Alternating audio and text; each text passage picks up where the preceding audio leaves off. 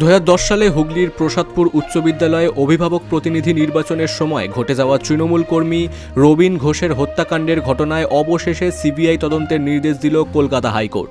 দীর্ঘ 12 বছরেরও বেশি সময় ধরে ন্যায় বিচারের আশায় থাকা পরিবারটির জন্য এটি একটি উল্লেখযোগ্য পদক্ষেপ বলে মনে করা হচ্ছে। 2010 সালের ওই ঘটনায় তৃণমূল কর্মী রবিন ঘোষকে খুন করা হয়।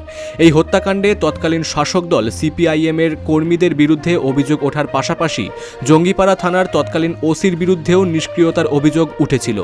প্রথমে সিআইডি এই মামলার তদন্ত শুরু করলেও নিহত রবিন ঘোষের পরিবার প্রথম থেকেই সিবিআই তদন্তের জন্য জানিয়ে এসেছিলেন। পরিবারের অভিযোগ ছিল রাজ্য পুলিশের তদন্তে কোনো সুরাহা মেলেনি এবং আসল দোষীরা অধরা থেকে গিয়েছে।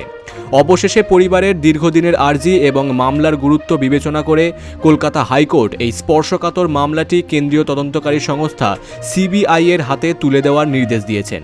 কলকাতা হাইকোর্টের এই নির্দেশের ফলে রবিন ঘোষের খুনের রহস্য উদ্ঘাটন এবং দোষীদের বিচার পাওয়ার সম্ভাবনা দেখা দিয়েছে।